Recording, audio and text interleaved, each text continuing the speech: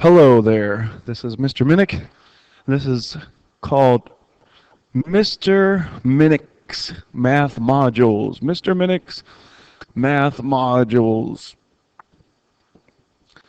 And basically the whole idea behind this is going to be if you ever need to reference some kind of material, well, these are math modules, little 5-minute or less videos that will walk you through step-by-step various concepts. So this very first module that I'm recording might be not necessarily the first one you're watching. Anyway, it's going to be over interval notation.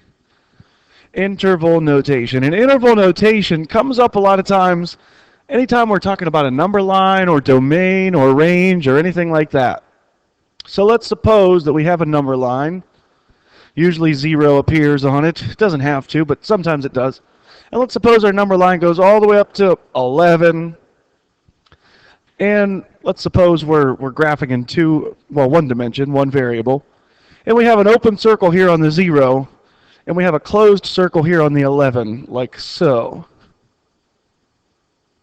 And we end up shading in between the two of those. Now, if this were a two-dimensional graph or in the Cartesian plane, we might say, okay, so this is our x-axis. Okay, so what that would mean is that all our x values are less than or equal to 11. And it would also mean, and we could write the word and, it would also mean, and, not only is x less than or equal to 11, x is also greater than 0. So that's one way you could write that. Well, interval notation is going to make this a little bit easier, a little bit simpler, a little bit less, of quite a few less characters, all right? So if you used betweenness notation, if you use notation that's called betweenness, I know that sounds kind of weird, but betweenness, the notation here would be x is between 0 and 11. That's called betweenness notation, and some textbooks like that. Well, interval notation basically goes like this. Small number, separated by a comma from the large number. Okay? So this is how interval notation is going to look. Interval notation. So interval notation is going to have a small number separated by a large number with a comma.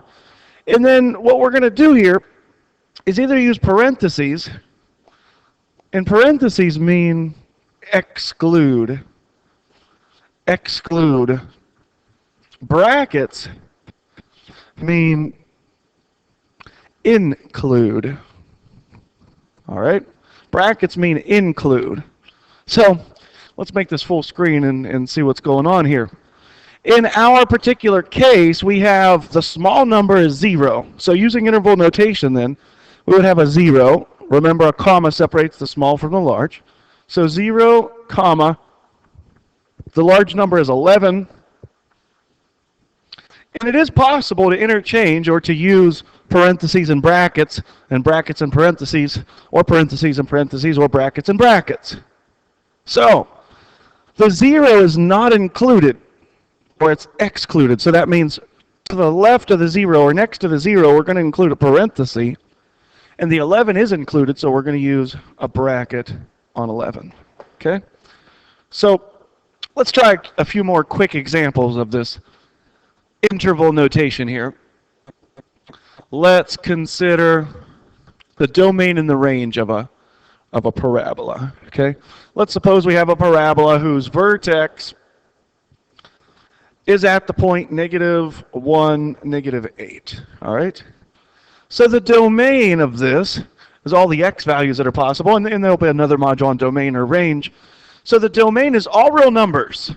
Now the smallest real number that exists is -infinity, and it's debatable whether that exists or not, but that's the small number. The largest number that exists is positive infinity. So our interval notation goes from -infinity to positive infinity, and there's some debate about this, but you can't get to infinity. You cannot get to infinity, so that's why we use parentheses on those. Okay? So now here with the range, it goes from the minimum, the range goes from the minimum up. So the range, the smallest the range is going to be is -8. And it is going to be -8. Since it's going to be -8, we use a bracket. And it goes all the way up to infinity. And since we can't get to infinity, we use a parenthesis. Okay. So there's another example of interval notation. Let's go with one more.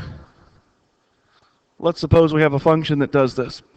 It doesn't go through the point 3, -6, and it ends up going like this. Well, let me say it does go through 3, -6, okay? Just to show you it doesn't matter what side the stuff's on or not on, okay?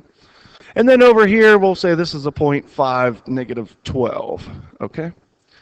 So if we think about the domain of this function, all the x's that this function could take on, if the function is defined by that little line there, the smallest x value would be 3. The largest x value would be 5. In defining that to an interval, remember we need brackets and parentheses. 3 is included, bracket on 3.